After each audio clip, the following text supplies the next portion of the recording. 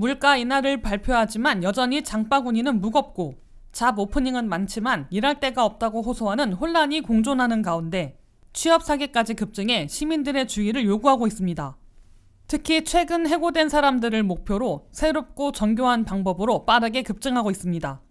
사기꾼들은 채용 기회를 주는 척 접근해 사용자의 재무 정보를 빼내거나 은행 정보를 캐내고 채용을 위한 장비나 교육 비용을 부담시키거나 돈 세탁을 하는 데 이용하고 있습니다.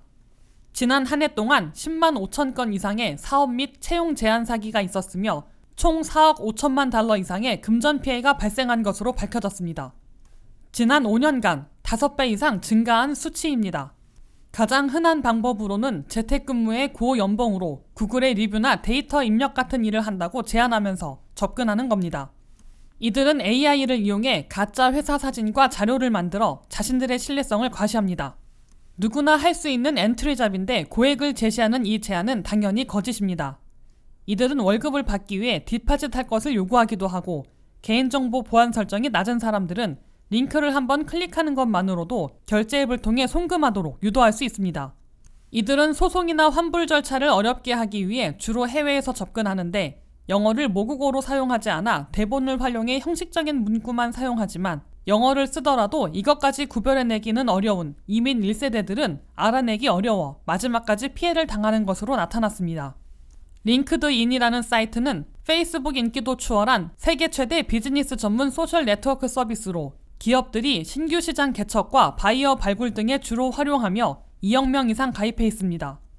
링크드인은 가입과 프로필 작성 시 엄격한 인증 요구를 해 가입자의 신원에 대한 신뢰성이 높았으나 취업 사기 등으로 인한 사용자의 신고로 19만 6천 개의 계좌를 없애야 했습니다.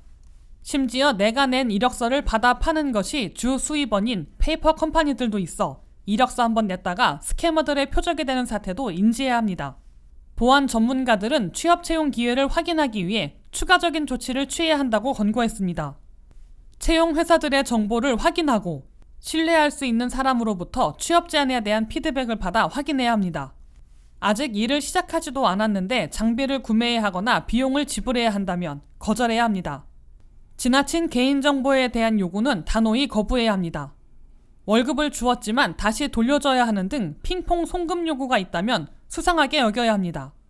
취업회사에서 온 메일이라고 첨부 파일이나 링크를 함부로 누르면 악성 소프트웨어에 노출될 수 있으니 주의해야 합니다. 전문가는 자신의 개인정보를 노출하면 할수록 더 많은 사기를 당할 기회가 생기는 거라며 주의를 당부했습니다.